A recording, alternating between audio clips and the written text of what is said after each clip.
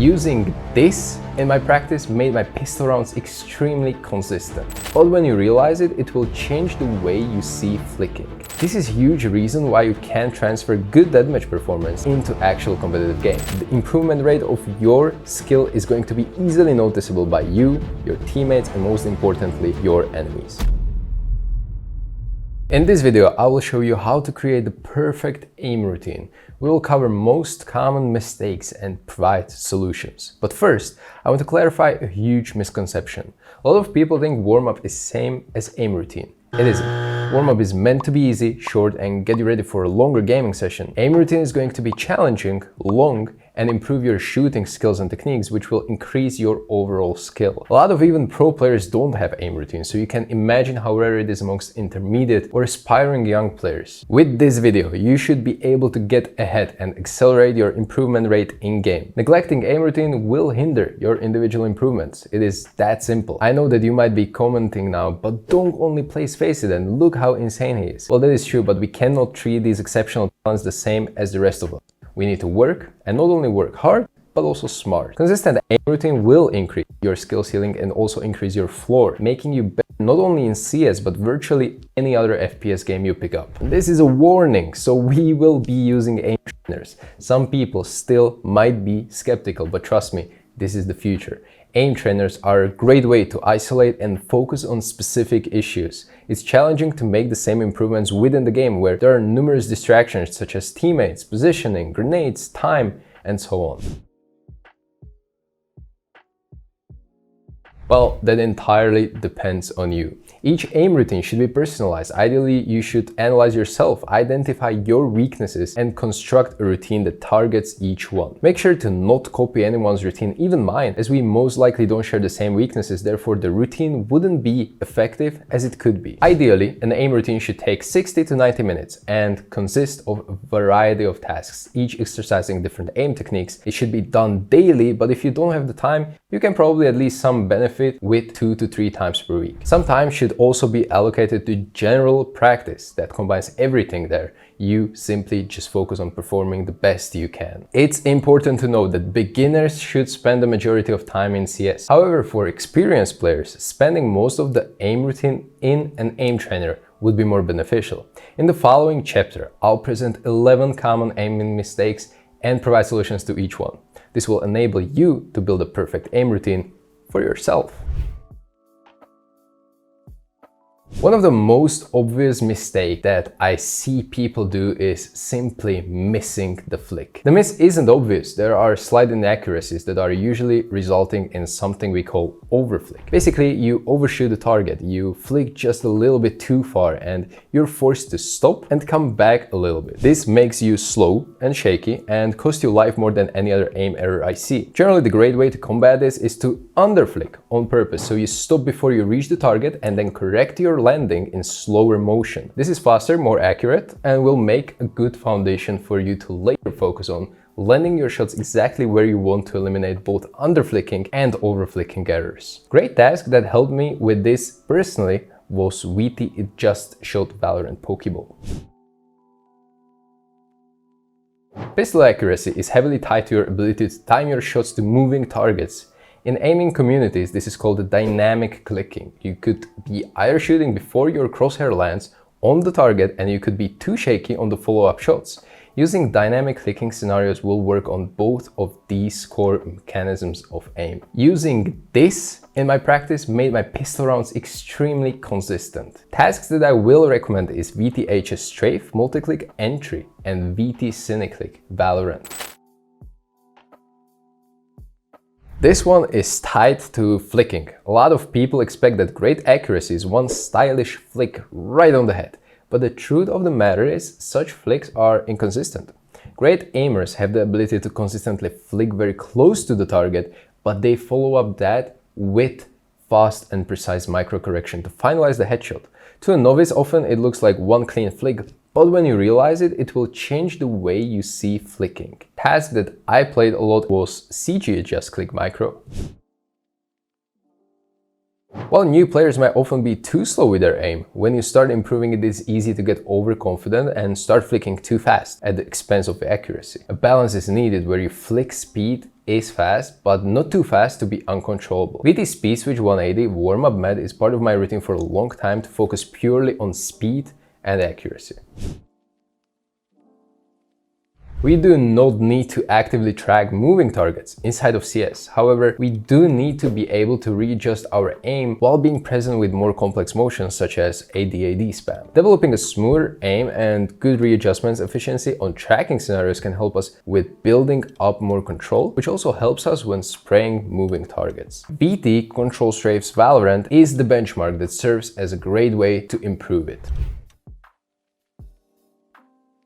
Do you often find yourself firing and hoping your opponent will run into your crosshair after a flick instead of calmly aiming at their actual position? Well, here you can see me incorrectly reading the timing the CT will come to my crosshair and shooting. Movement of players in multiplayer games is often unpredictable, so we shouldn't rely on this. Even in hectic moments, we should make sure that we focus on aiming rather than anticipating. Task I'm using is VT Adjust Click, where I try to visually see where the target blinked to after clicking onto it. After seeing the new position of the target, you will have a way easier time applying proper reading skills and microcorrection. Try to not react instantly after each blink, as it distracts you from good and proper flick. By the way, I have been coached by a professional aiming coach for past 8 weeks, where I learned a lot about how to aim properly. The course is extensive and also expensive, and I plan on sharing all the knowledge I gained in upcoming videos. So if you're still watching this, chances are you will love that video too. Don't miss out on it, and that subscribe button and bell button is just a few easy flicks away.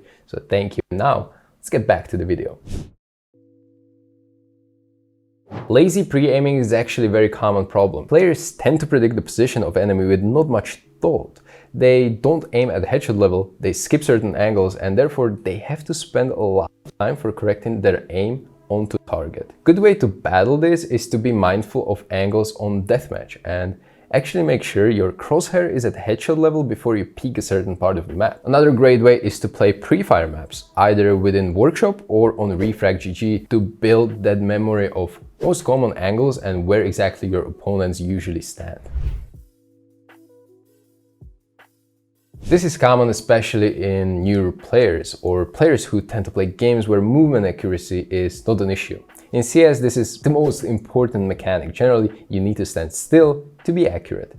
This is why counter-strafing and making your character stop immediately plays a huge role in winning your aim duels. Solving these bad habits is actually easy, and I would suggest spending extensive amount of time in isolated practice scenarios such as Workshop maps like aimbots. Focus purely on making sure that you don't shoot while you move. So-called ADAD technique must be applied, as that is core mechanic of this game.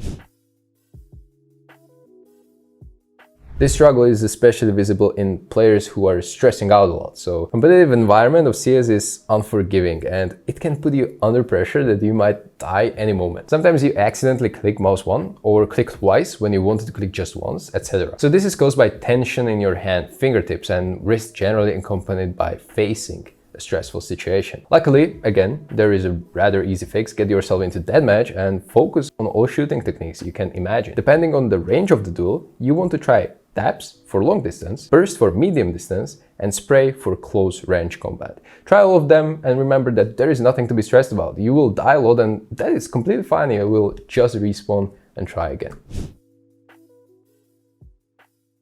So this usually comes with a little bit of practice, and luckily there is a great tool within CS2 that focuses on fixing it. Recoil Master is a workshop map you need to implement into your aim routine, especially during those periods where you have been out of the game for a longer period of time, or you like to play in other games where recoil patterns are completely different. For example, even me as a pro player, I implement this map into my routine every time our season starts, and I have been away from PC for a few weeks just to get up to speed with recoils and feeling the patterns of rifles.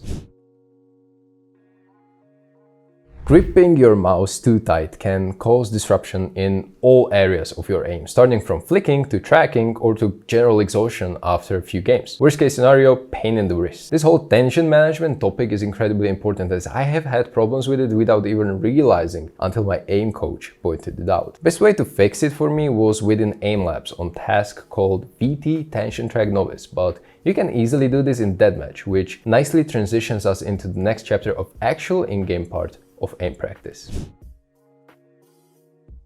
So everyone who wants to become better in CS, play Deathmatch. It is a great way to improve your in-game feeling of movement and aim against real people with no real consequences. This is why I highly suggest implementing it into your aim routine. You're going to work on your pre-aim techniques, making sure that you isolate duels so your map awareness comes into play, but most importantly, you get to try out your tension management. Tension management is basically how much pressure you put on your mouse when you move and shoot. I see a lot of people putting incomparably bigger pressure in Deathmatch as in the actual game, or vice versa. It will make you inconsistent, and this is a huge reason why you can't transfer good Deathmatch performance into actual competitive game.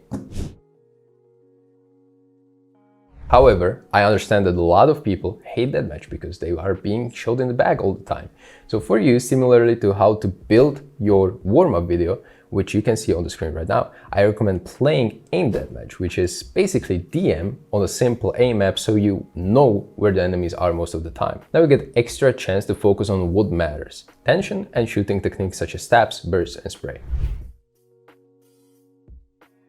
Go-to way for warm-up are maps like aimbots or CS stats. I think it's less effective than the Deathmatch, but for some people workshop maps work good enough. You can start by being static and shooting static targets for a minute, then add counter-strafing, and at the end try to mimic real in-game moments by spraying close spawns and bursting far spawns. This is completely up to you, but doing same thing for 20 minutes is, in my opinion, ineffective use of time.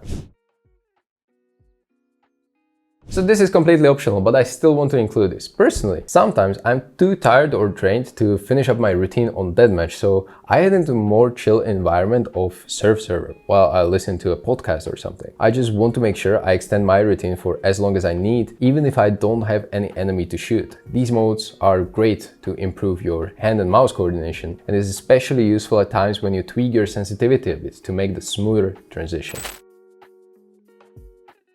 During my career, I found that 70 minutes every day is the sweet spot when it comes to length of it. I always start in Aim Trainer for 25 minutes before I move in-game for around 45 minutes. AimLab is what I use for Aim Trainer. You can use Kovacs, that is completely fine. Both are great tools you will find on Steam, but AimLab is where my coaching happens, so I'm used to that for now.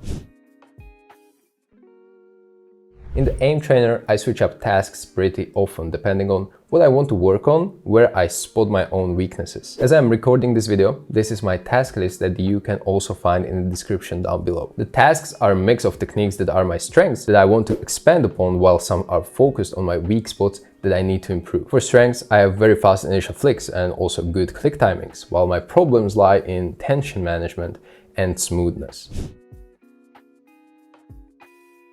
On the other hand, my CS routine never changes. I am always spending just 5 minutes on preferred workshop map. Right now it's CS stats map, and then I head into Deathmatch. Here I try to focus on every possible shooting technique that I can, while I also pay attention to tension levels, how much pressure I apply to the mouse. If I have a brief period of, let's say, 30 seconds where I can't get a kill, I try to reset everything because I always find my hand goes into cramps. So I always shake my hand and put it on my mouse like I usually do and keep it that way. This is completely normal, at least on Deathmatch, where there are a lot of consecutive fights and you don't relax as much as in the actual game, where you can die and reset your tension management while spectating. For conclusion of this video, I truly hope that I created enough of an interest in you to add aim routine into your practice. Building it, tweaking it, and making habit out of it is going to pay dividends within a couple of days using it. And the longer you will stick to it, the improvement rate of your skill is going to be easily noticeable by you, your teammates, and most importantly, your enemies. I do believe that the way of using aim trainers is going to impact pro scene of CS heavily, as it is a tool that made my own progress better like no other tool I have tried. If you like this video, I will appreciate a little like, and also let me know if you would like to see more of this kind of content in the comment section down below. I will see you in the next video. Bye bye.